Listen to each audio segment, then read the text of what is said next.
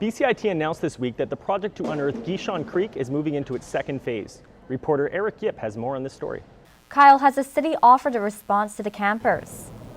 Well, Francesca, both sides met in court on Tuesday, where lawyers from the Pivot Group requested a 10-day adjournment, stating they did not have sufficient time to prepare a proper legal defense to the city's request for an injunction. The two sides will meet in court again next week to decide if the injunction will in fact go through. Back to you. Many everyday soap products contain harsh chemicals that can cause skin irritation. Our reporter Zach Singer met up with a North Vancouver woman who found her own way to remedy the problem by making homemade soaps.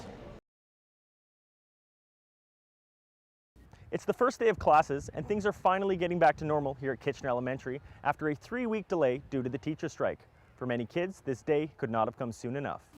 The Ambleside Skate Park here in West Vancouver has been around for nearly 20 years, but in that time it has received little to no maintenance. As a result, the park is left dilapidated and desolate.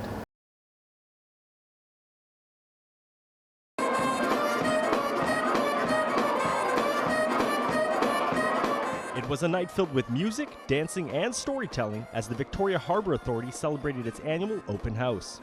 With such a long and storied history, the emphasis on the night was of the harbour's rich heritage. If you were here between 11,000 and 4,000 years ago, there was no such thing as Victoria Harbour, no such thing as Esquimalt Harbour, because the sea level is way lower than what it is today. Fast forward to the 1800s, where the harbour was brought into the age of industrialization. After the founding of Fort Victoria, many of the First Nations moved from their traditional villages and lived on the Vic West side of the harbour. We had thousands of First Nations from the far north, Haida, Tsimshian, Tlingit people coming down here to have potlatches, to trade. They worked, for example, Haida built the road on the way to Souk. So the First Nations Reserve played a really dominant role in the early history of our city. The development of the harbour has come a long way and is now celebrated as one of the main attractions of the downtown core. I think the harbour is kind of the heartbeat of the capital in Victoria, and so I think people, the history and the heritage of the city was sort of born through the harbour, so I think for a lot of different people it's a very special place. What makes the harbour so special is its accessibility, something the Harbour Authority wants to make even better. There's more work to be done around the harbour with the ferry terminals and some other aging infrastructure, so that renewal process will continue over time. As people celebrate the harbour's past, there is much to look forward to in the future.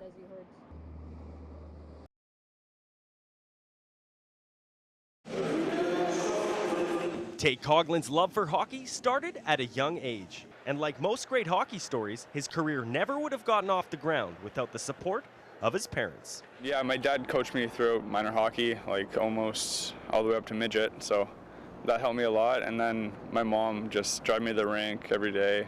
And right away, it was clear that Coughlin was dedicated to the game. Early mornings, 4 or 5 o'clock starts when he was just a little tyke. And power skating every week. Yeah, it was tons of commitments for getting to this level. Coughlin developed his skills with the Juan de Fuca Grizzlies and from there made the jump to the Peninsula Panthers, where he stood out at the Junior B level. There are lots of great players in the league last year, like rookies, and I'm just very honored to be named Rookie of the Year in the VIJHL. However, the honors didn't stop there, as he was called up to the top team in major junior hockey, the Kelowna Rockets. But there's definitely been an adjustment in his newfound role. The speed for sure, and just the pace of the game and how quick the puck moves, and just like the position the players are in to get passes. It's just a lot easier to make the passes. He wasn't drafted, so it was a bit of a shock. But Kelowna and the team took him in, and we couldn't be happier for him. They've all helped me a lot throughout the season so far, and it's just good atmosphere.